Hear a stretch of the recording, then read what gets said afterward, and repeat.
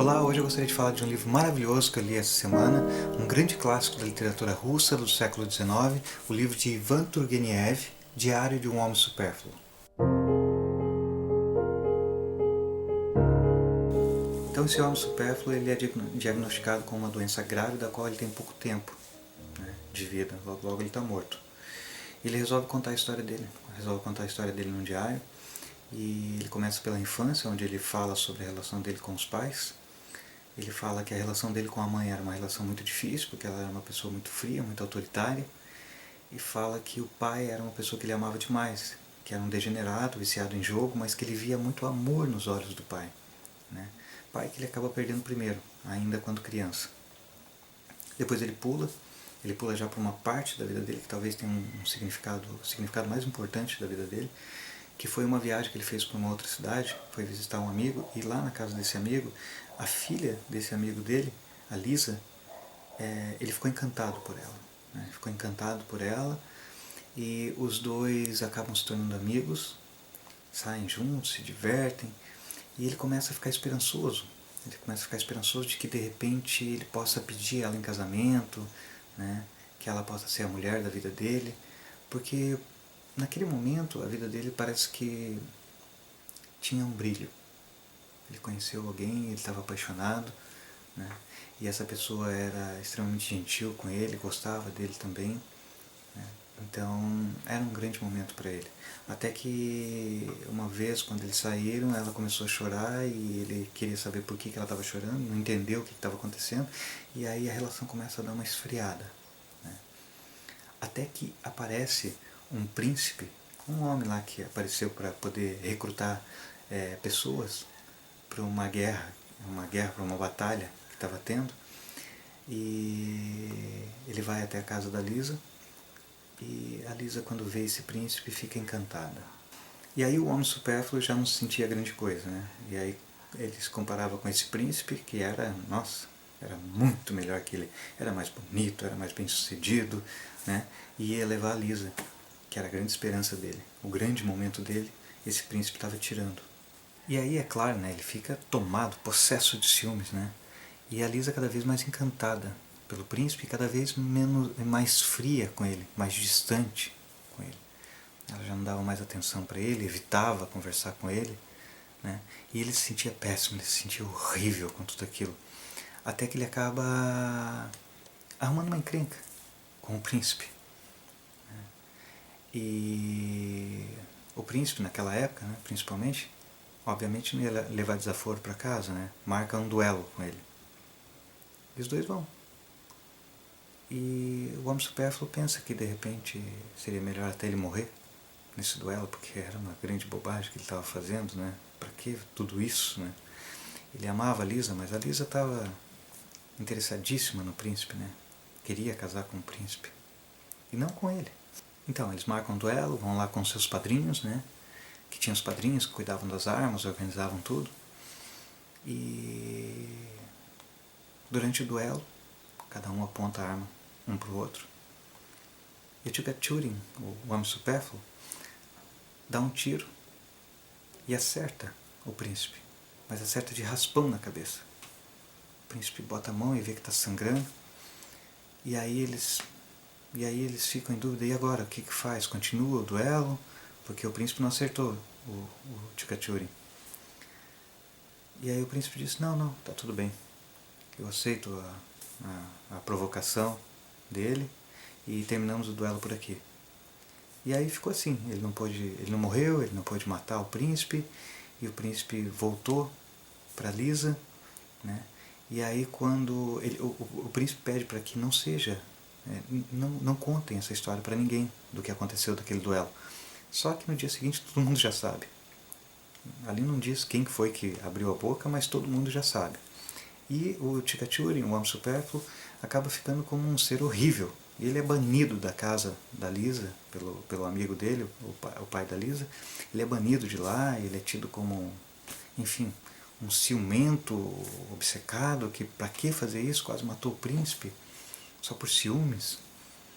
Até que acontece algo inesperado, né? Algo que muda completamente a história. Posso falar porque, poxa, é um livro de 1850, então eu vou contar a história mesmo. O príncipe acaba indo embora e não casa com a Lisa. E aí o Chikachuri volta, Shida, né, tipo, tinha razão, né, ele não queria nada com ela, que ele estava tentando evitar que a Lisa sofresse. E aí o pai da Lisa recebe ele de volta, né, e ele se sente super bem, só que a Lisa continua não gostando mais dele, principalmente por causa disso que ele fez, de ter quase matado o príncipe, né, e ela diz que vai amar o príncipe para sempre, não importa se ele foi embora ou não. E ele fica com essa mágoa, com esse sentimento, né? E por isso que ele sente um homem supérfluo, pelo que eu entendi, né?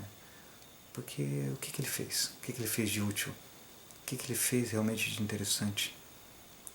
A vida dele foi uma vida meio em vão, né? Uma vida meio vazia. E aí depois dessa história ele já não tem mais tanta força para escrever, e aí ele já está muito próximo do fim, né? Mas é interessante que ele ia contar sobre a vida toda dele, mas ele contou um pouquinho da infância e contou esse fato, né? Esse fato que certamente foi o fato mais marcante para ele. A história é simples, mas eu acho que o pós-fácil desse livro, do Samuel Junqueira, ele é muito bom, porque ele explica por que essa ideia do homem supérfluo, essa palavra que nunca tinha sido usada, foi usada pelo Turgenev pela primeira vez, né? O porquê do homem supérfluo. Ali o Samuel Junqueira fala sobre um período, ali eu acho que foi 1812, se não me engano, em que a França ameaçava invadir a Rússia. E os russos se uniram como nunca tinha se unido antes. Eles queriam o maior número de soldados possíveis para marchar até a França. E eles marcharam até a França. E quando eles chegaram lá na França, eles viram um país bonito, tudo muito organizado, tudo muito, assim, enfim, muito mais avançado, muito mais evoluído do que eles que viviam da pior forma possível, de formas bem precárias, né?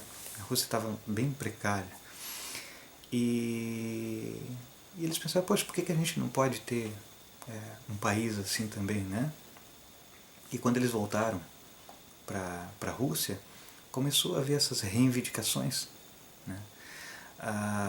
Só que daí já no governo de Nicolau I era extremamente ditador, ele censurava tudo, ele não permitia de forma alguma qualquer tipo de revolução, qualquer coisa que fosse contra o governo, que aquele ali era o governo e ponto, né?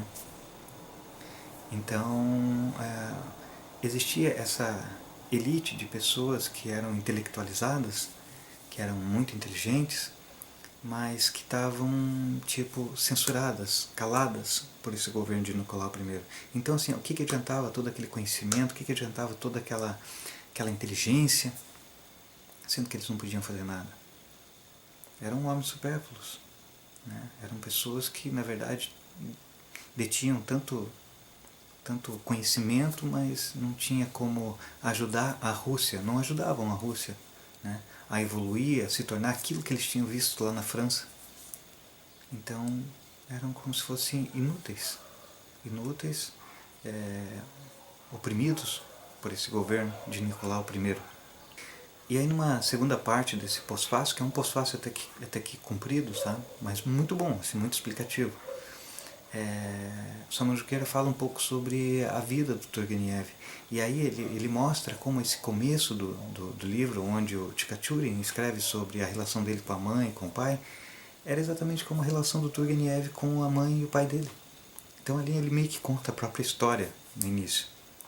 Depois ele pula para esse fato para fazer tipo uma metáfora realmente do homem supérfluo daquela época, né? O homem que não tinha muito sentido a vida dele, mesmo que fosse culto, mesmo que fosse inteligente, não tinha muito sentido, né? Devido às condições sociais e políticas daquela época. Quando o Turgenev escreveu esse livro, Diário de um Homem Supérfluo, a censura era muito grande, né? Como eu disse, no governo de Nicolau I, a censura era extrema. E o livro dele foi extremamente censurado, ele foi todo recortado, várias partes dele foram tiradas. Então a crítica foi meio dura com ele. É engraçado, né? Porque, poxa, ele escreveu de um jeito, aí cortaram tanto que tiraram a essência da história, e os críticos não queriam saber, né? Os críticos detonaram. né, o livro. Esse livro que a gente tem hoje aqui, esse livrinho, é o livro que ele escreveu, é o livro completo. Mas na época não foi assim, na época as pessoas tinham quase que um resumo do livro praticamente, devido à grande censura, né, de tudo. Igual essa relação dele, essa família dele, né, do homem supérfluo, da mãe autoritária, do pai degenerado, viciado em jogo. Esse não era o que o Nicolau I queria como visão da família russa, né? Isso não era a família russa era muito melhor que isso. Então esse tipo de coisa já não podia aparecer num livro, naquele momento, né? Então é isso, gente. Diário de um Homem Supérfluo, de Ivan Turgenev, pela editora 34. Um livro bem fininho. Tá? Acho que a história vai até a página 72, se não me engano. Depois a gente tem um pós-fácil de umas 15, 20 páginas mais ou menos, que vale demais a pena ler, porque daí você entende realmente essa ideia do homem supérfluo, né? essa ideia desse homem que na época detinha os conhecimentos, porém não tinha como colocá-los em prática, não tinha como ajudar a Rússia a evoluir, né? Então vale muito a pena ler, fica aí a dica. Muito obrigado e até a próxima resenha.